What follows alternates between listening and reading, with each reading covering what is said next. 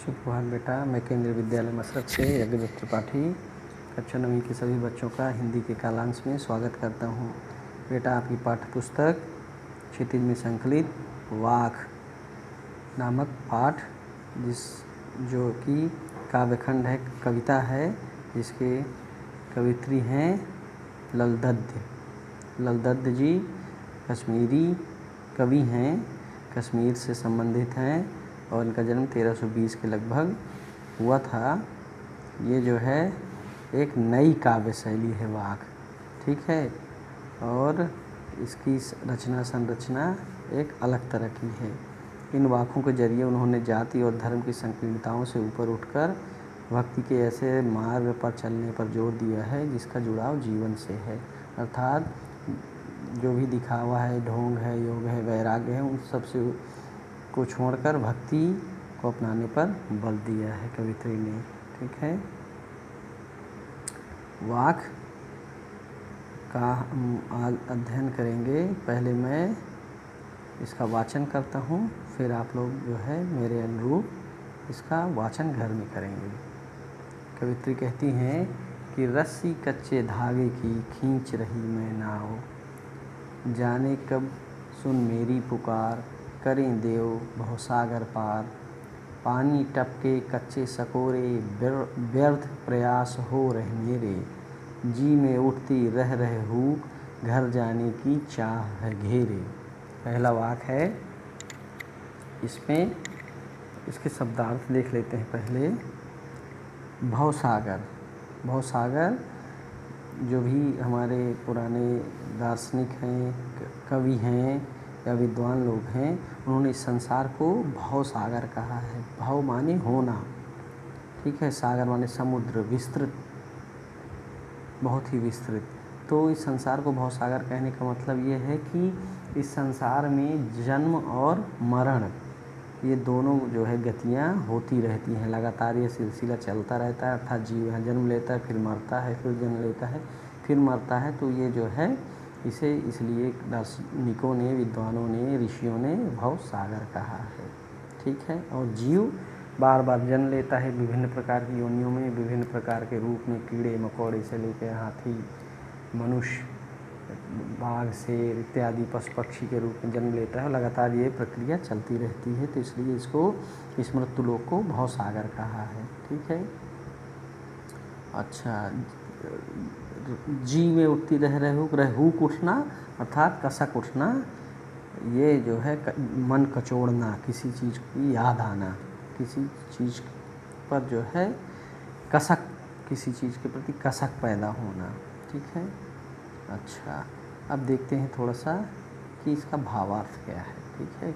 बहुत ही गूढ़ रहस्य इनमें छिपा हुआ है, साधारण नहीं है इनके अर्थ को लगा लेना, लेकिन हम लोग प्रयास करते हैं जो है थोड़ा सा अध्यात्म की दृष्टि से इनको देखना पड़ेगा, ठीक है। कवित्री कह रही हैं कि जो मेरी जीवन रूपी नैया है, ठीक है, जीवन को क्या माना है, अपने शरीर को, जीवन को नाव माना है।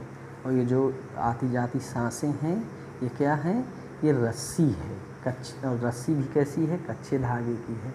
पता नहीं ये रस्सी कब टूट जाए, अर्थात कब ये सांसें, आती जाती सांसें कब रुक जाएं, और जो जीवन रूपी नैया है जिसको मैं इस भव सागर से मैं खींच रही हूँ, अर्थात ये जो भव सागर है, जन्म और मृत्यु का यहाँ पर जो क्रम चलता रहता है, इस पे मेरा जो जीवन है ये क्या है, एक नाव है, और मुझे इस भव सागर से पार जाना है। तो पार किसके माध्यम से होना है, और मैं जो है नाव, आपने देखा होगा कभी नदी में या कहीं किसी तालाब में, कि या तो एक बांस के सहारे उसको चलाते हैं, या चप्पू के सहारे चलाते हैं, या फिर कोई नाविक बाहर से डोरी के सहारे उसको खींचता है। तो कवित्री भी जो है इन कच्ची जो है सांसों के द्वारा जो है आती जाती जो है सांसें हैं, कच्चे धागे के समान हैं। इन कच्चे धागों से उन्होंने अपने इस जीवन रूपी नैया को जो है बांध रखा, उसको खींच रही हैं। कहाँ से पार होना है उन्हें, इस भव सागर से पार होना है, अर्थात जन्म मरण के बंधन से उन्हें मुक्ति पानी है, ठीक है। कहते हैं कि जन्म लेते समय और मरते समय दुसह दुख होई, अर्थात बहुत ज़्यादा दुख होता है प्राणी को। तो इसके लिए क्या उपाय हमारे मनीषियों ने सुझाया है कि मोक्ष मिल जाए, अर्थात मनुष्य को या जीव को इस आवागमन के जन्म और मृत्यु के बंधन से मुक्ति मिल जाए, वो परमात्मा में लीन हो जाए। माना यही गया है कि जो आत्मा है ये परमात्मा का ही एक अंश है। ईश्वर ही विविध रूपों में अपने आप को प्रकट करता है। ठीक है, तो कवित्री कह रही हैं कि मैं इस आवागमन के बंधन से मुक्त होना चाहती हूँ और मैं जो है पार होने का प्रयास कर रही हूँ। अपनी जीवन रूपी नैया को अपनी सांसों रूपी डोर से, कच्ची डोर से खींच रही हूँ और ईश्वर से प्रार्थना कर रही हूँ कि हे देव, मेरी पुकार सुने और मुझे इस भव सागर से पार करें। और लगातार जो है मैं ईश्वर का ध्यान लगा रही हूँ, पर भगवान मेरी पुकार कब सुनेंगे और मुझे इस भव सागर से पार करेंगे, अर्थात मुझे मोक्ष प्रदान करेंगे। ठीक है, पानी टपके कच्चे सकोरे व्यर्थ प्रयास हो रहे मेरे। अब कवित्री कह रही हैं कि मैंने जो है तरह तरह की बातें सुन रखी है कि योग से, वैराग्य से, ज्ञान से जो है मोक्ष मिल सकता है, तो उस दिशा में मैंने बहुत सारा प्रयास किया है। लेकिन जिस प्रकार कच्चे सकोड़े में पानी जो है बरसता है तो और कच्चे सकोड़े में आप उसे इकट्ठा करना चाहें, सकोड़ा समझते हैं, वो मिट्टी का एक जो है कटोरे की तरह बना दिया जाता है। कुम्हार लोग जो है मिट्टी का कटोरा बनाते हैं तो उसको सकोरा बोलते हैं। वो कच्चा कब होता है, जब वो मिट्टी का जो है पकाई नहीं जाती आग में, तो कच्चा रहता है। तो अगर उस कच्चे सकोरे में पानी आप जो है बरसात का इकट्ठा करना चाहें तो मिट्टी का ऊपर सकोड़ा रहता है और वो पानी जो है के द्वारा घुल के टूट जाता है सकोरा। तो कवित्री भी कह रही हैं कि मेरा मन भी जो है वो अभी भक्ति रूपी आग में पका नहीं है। मैंने क्या किया है, योग, वैराग्य, ज्ञान, साधना इत्यादि में बहुत सारा अपना जो है समय बर्बाद किया है और उसके माध्यम से मैं पार होना चाहती हूँ संसार से। लेकिन जैसे ही मैं जो है ईश्वर की ओर ध्यान लगाती हूँ तो मेरा जो है ध्यान भंग हो जाता है, क्योंकि मेरा मन जो है भक्ति की आग में पका हुआ नहीं है और मेरे सारे जो भी योग और वैराग्य के द्वारा जो है ईश्वर को प्राप्त करने का प्रयास है वो सब व्यर्थ हो रहा है। और इधर जी में उठती रह रहे हूँ, घर जाने की चाह है घेरे। और कवित्री कह रही हैं कि मैं अपने स्वयं के प्रयासों से भवसागर को पार करने की कोशिश करती हूँ, लेकिन मेरा प्रयास व्यर्थ हो रहा है। तो हे ईश्वर, मुझे वो अपनी जो है भक्ति प्रदान करिए और मेरे मन को अपनी भक्ति रूपी आग में पका दीजिए, जिससे पक्का हो जाए और आपका अनुग्रह रूपी जो वर्षा का जल है वो उसमें संचित हो जाए, अर्थात आपकी कृपा से ही जो है मुझे मुक्ति मिल सकती है। प्रभु मेरा ध्यान करो, मुझे इस भव से पार करो।